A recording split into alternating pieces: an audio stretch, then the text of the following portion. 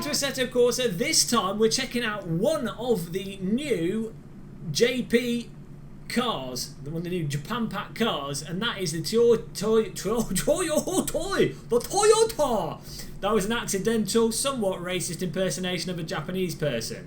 The Toyota AE86 Drift version. Let's get on the track. Of course, this is the Akina mod track, an absolutely fantastic track, and I'm somewhat embarrassed that we haven't played it before. Apologies for that. I've seen it in videos and it is, you know, it always looked like a fantastic track, but I'll just say we were saving it for VR. But before we get going, we're saying is I've repositioned the UI, holographic UI, a bit better. We've got the tyre graphics there on the right, the delta, a position, and that's all set up nice and small because in the new version of AC you can actually scale it, and obviously for some of these things, like the tyre graphics, unless you were doing hot laps and being really precise, you don't need to know the PSI. The main thing is just knowing if the tyres are on it, if they're going off, if you need to pit and all that business. And so we can, like a primary school child, we can work from the colours to know if we're good. Blue is ice cold and not good. Green is good. We generally want to be green. They're not green. This is going to be a disaster. On the left, we've got our current lap, our best lap, our last lap. We've got the chat room. Has to be nice and big because the text isn't the most legible thing with the with VR in general, the Oculus Rift and the Vive. And we've got the onboard settings so we can shuffle our seat around, though we seem pretty alright here. We can duck down to do that. We've got the pedal app there, shows our force feedback, and then we've got, for some reason, I'm not sure why I put that there, we've also got our current gear we're in, all nice and clear, glows red. For someone as special as me, it lets me know that we are in fact in gear or not in gear. But look at this track, absolutely incredible detail, loads of hedges and trees and all the electric pylons and everything, throws you straight into you know, Japan, so you feel like you're there. And a bit like RBR actually, I find these, even though they're billboard trees, you're not fully 3D trees in the hedges, it's enough to make you feel as if you're actually in the location. And even with RBR not using the latest shaders or having particularly good okay, we need to watch out for that. Having particularly good shadows and lighting, this sort of having hedges like this really just draws you in and makes it feel really lush and gives you really good perception of speed. Let's be aware that we don't have much grip, especially when the tyres are cold. Let's try and do some drifting, taking advantage of the Oculus Rift, allowing us to look into the corner as we drift it. Now, I'm not very good at drifting, as I say, apologies in advance. Those of you that can drift, hope you don't get blisters from face palming your forehead too much. That's the punishment for watching me try and slide a Japanese car around. But look at the detail on this track, like all the different areas of the track, all the road signs, different bits of walling, subtle variation to the hills. This is the thing, often with countryside tracks and simulators that are mod tracks, is someone's just sort of done a road path and then put clutter by it. But you can instantly see with this that they've actually, you know, put really precise detail in, make it look really authentic, and each part of the track looks really distinct. So fantastic, and the road texture as well, really good. And this car is a complete drift beast. But whoa! You have to watch out for the front ends. As soon as the front ends lose grip, that's it, you're going in the wall, and that's a couple £100 damage for a new bumper. With this being downhill, you don't really need to be in that low of a gear to pop the back out. It seems this car's pretty stable. It's sliding in third gear. So good. Oh dear, we're gonna bin this car. There's a nice little concrete wall there. Oh, hard to sort of continually slide out. Oh no, look at that! Little bit of Japanese writing on the wall. Oh, we've done it again. Bit of Japanese writing on the wall there. And these road markings are interesting. In contrast to English road markings, where everything in England is depressing, in Japan they like to make everything look nice and fancy. Oh,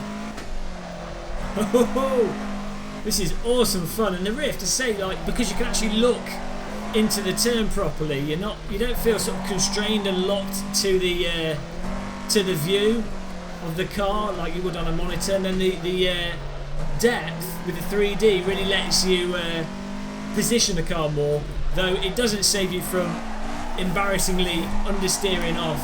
Oh no!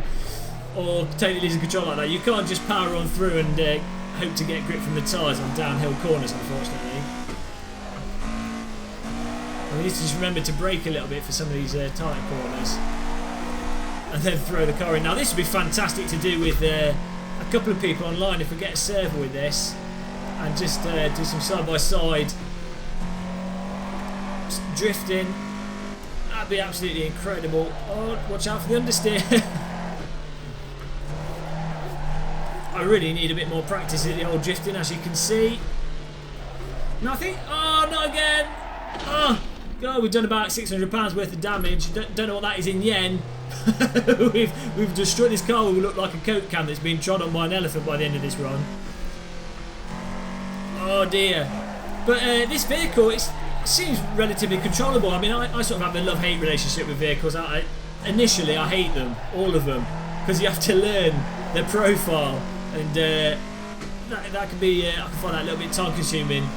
But once I get used to the specific vehicle's handling and have a idea of what it's going to do, then I start liking them. At the moment, I'm in that sort of hate part of the relationship. Though, oh look at that, they've got wet floor signs instead of traffic cones. What's that about? Oh dear, Japan. Everything's crazy in Japan. Tentacles and wet floor signs instead of traffic cones. They look pretty cool though. I guess they make sense if you hit them, they just collapse and then someone can put them back up. Oh, these road markings look cool as well. But in terms of this vehicle, it does seem pretty progressive. Pretty, AC's got solid, really nice force feedback, really communicative of what it's doing. The understeer on the front when you lose grip on the front is brutal. The brakes seem really effective but very easy to lock up. This is of course the drift version of the vehicle, so that's why the back end is so eager to come out. But that's what you need for this. Whoa! Engine note and sound for this car. It doesn't sound that good, to be honest. It sounds a bit like a lawnmower. Maybe that's what the real car sounds like. But that's somewhat surprising actually, because the new Mazda Cup car in AC sounds fantastic. It's really nice and in tune. There's a really authentic sound to it, whereas this to me just sounds a bit like a lawnmower. But there you go. You can't win with every car. Oh, nice. We're getting better slowly getting there. The cockpit interior, fantastic. Just look at it. It's more square than a, I don't know, it's more square than a math book, than geometry in a math book. What am I talking about? Worst analogy ever. It's more square than a square. Game of Muscle loses his mind. No, but it's very much that, 80s. Look at it. I mean, it reminds me of the Peugeot my family used to have. Just proper square interior. More plastic than a plastic refinery. Whoa, the analogies today are broken. Look at those lights. It's like a trip through Japan. As you can see, as I say again,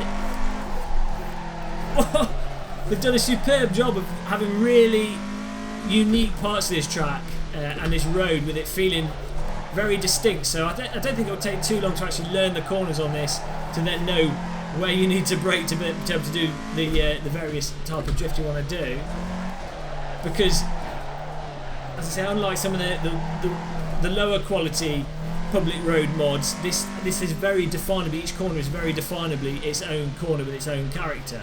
And I think we're at the end there, and we're off to the ski lift, back to the top of the run. This is exactly how the road is in Japan. Japan, of course, is located on the edge of the earth. And as a result, you get views like this where the world just turns slowly into a floating point error as you go off into the distance. It's exactly how the real world works. Look at this, we're beasting up this hill, sheer power. Tyres have gone from ice cold to moderately ice cold, and they're slowly warming up. Oh, we only have 5 gears in this vehicle, but I have to say, VR to me is working absolutely fine with AC. We did that, as I said, we did that video before that showed you how to improve or reduce the aliasing using the SDK tool. I'm not sure what you can do to reduce it with the Vive. We'll have to do some testing with that. but absolutely fantastic. And the new Japan cars, so even though this car is not particularly my cup of tea, I mean, I'm more into my sort of prototypes, proper race cars and things. You know, this is a nice addition to the simulator. Of course, AC is on sale now with the DLC update. So for £26 you can get all of AC with all the DLC, which bugger, which is a steal. So now if you haven't got it, it's a good time to buy it. And Houston, we've left the space station and we're currently re-entering in our Toyota.